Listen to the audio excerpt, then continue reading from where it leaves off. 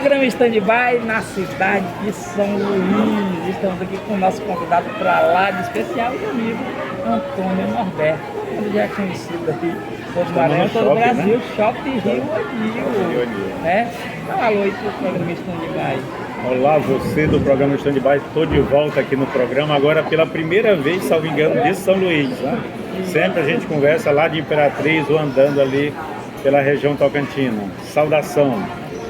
O Antônio Norberto é historiador, né? Se aqui é historiador, como São Luís, 411 anos, fizemos um ato profético aí por São Luís, 411 anos, né? É uma história. É uma grande história, né? Eu sempre digo que nessa região do país, na verdade, tem três que tem mais história do que o Maranhão, ou histórias assim similares, que é o Rio de Janeiro, a antiga capital do Brasil, Salvador, que é a mais antiga, a primeira capital do Brasil, e Recife, que era a capital dos holandeses. Tirando isso, é São Luís, nesse Brasil de meu Deus, que tem mais história. A história ligada à França, a história ligada a Portugal, a própria Holanda e história dos negros no Maranhão, além dos índios tupinambás. Sendo aí, historiador e Imperatriz também em abril vai fazer 100 anos de emancipação política. É muito importante a cidade quando chega a 100 anos de fundação política, né? Política. Imperatriz já existe desde os 1700, que se tem pessoas por lá. Então eu acho que tem até que rever a fundação de Imperatriz para algo mais distante, digamos assim, porque Imperatriz tem muito mais anos. Por exemplo, a cidade de Cametá, no Pará, eu estive lá recente e falei para o pessoal lá, tanto da Câmara Municipal quanto da Universidade, do meio acadêmico, Wallace, que a fundação deles lá não está muito certa. Eles comemoram em 1636, quando na verdade era para ser 1613, que é exatamente a ida de Daniel de la Cruz para lá, em 1613. Ele fundou Bragança em 1613 e 2 meses depois foi para Cametá.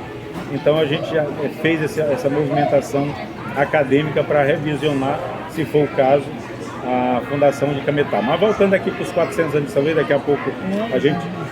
411 anos de São Luís, a gente vai falar daqui a pouco do 100 de Imperatriz, mas a fundação de São Luís, esses 411 anos, tem uma longa história de sucesso, que foi...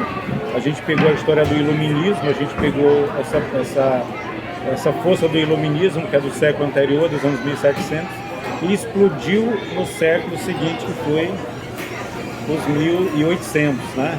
Que foi um período de muita riqueza intelectual, foi um período em que surgiu a bela época das invenções.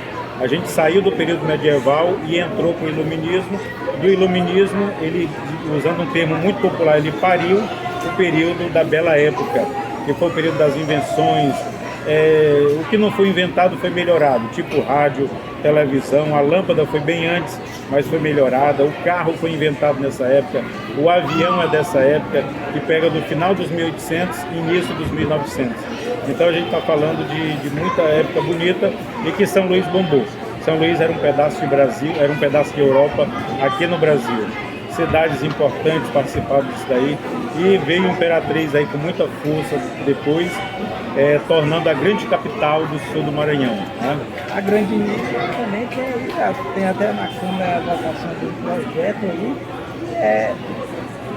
reorganizar a divisão onde é o limite de fronteira, onde é Passo Limiar, onde é São José de Ribamar, onde é Raposa e é São Luís, né? Ainda tem um pouco de... Até hoje é mal resolvido isso daí, verdade, mal resolvido. Boa abordagem, a gente pensa que está tudo já acertado, mil maravilha, não está. A gente até hoje não sabe direito os limites do município de São Luís, Passo Lumiar, São José de Ribamar e Raposa. São meio confusos às vezes. Enfim, a gente tem uma série de coisas para fazer. Os 400 anos de São Luís nós estamos devendo, Wallace, porque o Canadá comemorou 4 anos antes dos seus 400 anos. A gente era para ter mandado equipes para fazer olhar como é que acontece e fazer um grande evento aqui, mas a gente não fez, a gente ficou devendo. E eu ainda tenho a esperança de um dia a gente fazer uma comemoração tão grande como foi a do Canadá, porque São Luís merece. É a primeira cidade de 1/3 do Brasil. A terça parte do Brasil nasceu em São Luís, nasceu na Praça Pedro II. pouca gente do Maranhão sabe disso, inclusive de São Luís. Existiu o Brasil Meridional, ali capitaneado pelo Rio de Janeiro, e São Sebastião do Rio de Janeiro e São Paulo de Piratininga, que hoje é São Paulo. E existiu o Brasil do Leste, capitaneado principalmente pela capital do Brasil, que era Salvador, na época com 8.000 habitantes. 8.000 apenas, é um bairro hoje de São Luís, até menor do que... Não tem nenhum bairro de São Luís. Geralmente é bem mais do que isso, mas enfim. E aí um terço, a parte norte, completamente abandonada. Você encontrava um aventureiro ou outro, um francês, inglês, escocês, holandês, espanhol e o índio, mas você não encontrava o colonizador português.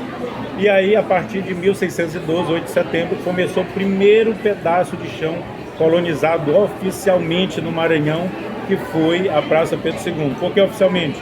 Porque Daniel de La Touche foi mandado por uma coroa espanhola, que era exatamente a França, a coroa da França, que era comandado por Maria de Médici. Então, a gente tem orgulho disso. Ali até hoje, 411 anos depois, concentra o poder estadual, o poder político e o poder religioso, o poder eclesiástico. Você tem ali o Palácio dos Leões, poder estadual, a Prefeitura de São Luís, poder municipal, o poder judiciário, o poder judiciário representado pelo Tribunal de Justiça e também o poder religioso representado pela Catedral da Sé. A Câmara era lá, iniciou lá, Câmara e Cadeia, mas hoje é a Prefeitura, além de outras forças que existem lá, Capitania dos Portos, da Marinha, por exemplo, enfim, é uma glória para a gente do Maranhão. E no Maranhão nós temos a Academia Ludovicense de Letras, Norberto, faz parte de nós também, foi representando São Luís aí para outros países, né? Isso, a Academia Ludovicense de Letras, nós ajudamos a fundar ela exatamente nesse período de comemoração dos 400 anos, e foi um período bem movimentado, poderia ser bem melhor, mas foi bem movimentado. Se criou a Academia Ludovicense nessa época, a AMEI, que é a Associação Maranhense dos Escritores Independentes, onde vende só livro de maranhense. Nasceram várias outras academias. A partir daí, Wallace, a gente cresceu. A gente saiu ali de 15, 20 academias para 40, 50 academias, que é o que nós temos hoje. Foi a partir dessa virada a Atenas, a nova Atenas, a gente espera que esteja chegando e venha com mais força ainda. Dentro dessas viagens, você tem até um evento que vai estar em abril aí, abril do próximo viagens já trouxe isso, fruto, né? Isso. Modéstia à parte, aqui eu vou puxar a brasa para minha sardinha, em torno de 15 anos que a gente, do Norberto, promove esse intercâmbio com as cidades da França que fundaram a nossa cidade, a nossa capital. E estive lá no mês de maio dando palestra, falando sobre a nossa história. Eu fui um dos palestrantes, o único palestrante do lado brasileiro, tinha palestrante do lado francês, e recebi encomenda, medalha do município lá de Cancale, envolveu também o município de Saint-Malo, que é um município muito grande, e o prefeito naquele dia, em abril, se comprometeu de estar com a gente, dia 6 de abril, se comprometeu de estar dia 6 de maio desse ano. Ele se comprometeu a estar com a gente em abril. Estamos querendo antecipar a vinda dele, já estamos cuidando da programação. E vai ser um grande evento aqui. Nós vamos inaugurar um monumento dedicado a franceses, portugueses, tupinambás mortos na Batalha de Guaxanduba. Vamos levar ele provavelmente em Bragança, em Cametá, e provavelmente também em Brasília, porque nós vamos lançar um livro. Quem está promovendo esse livro é a Embaixada da França. Quem está bancando é a Embaixada da França no Brasil. E a gente está cuidando desse métier aqui no Maranhão para dar tudo certo. O programa Stand-by aqui está com o Norberto, Antônio Norberto, né? E historiador, agente da PRF, da PRF, e também é um dos nossos convidados para todas as plataformas. Aqui não é só uma participação, mas está convidado para a terceira temporada do RNN Podcast na cidade de Imperatriz. É só marcar a data e lá a gente tem 1 hora para explorar, 1 hora para falar, e todas as plataformas estão abertas, e também só convidar a gente que a gente vem fazer a cobertura aí do evento, faz parte aí do Círculo de Nossa Comunidade Antônio Norberto. Então o programa Stand-by, quinta temporada, renovando as forças e voando mais alto. Agradece a participação. O que você quer mais acrescentar aí no programa Stand-by, quinta temporada? Vou agradecer, você é um irmão que sempre dá espaço para a gente.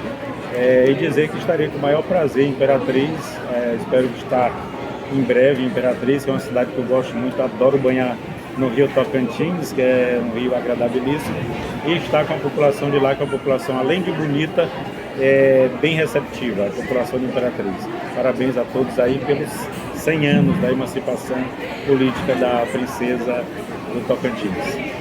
A Grande Stand-by agradece o nosso convidado para lá de especial e estaremos aguardando para fazer mais e mais. Que Deus te abençoe com os projetos. Obrigado. E edifique mais e mais a história do Maranhão. Muito obrigado. Satisfação. Um abraço.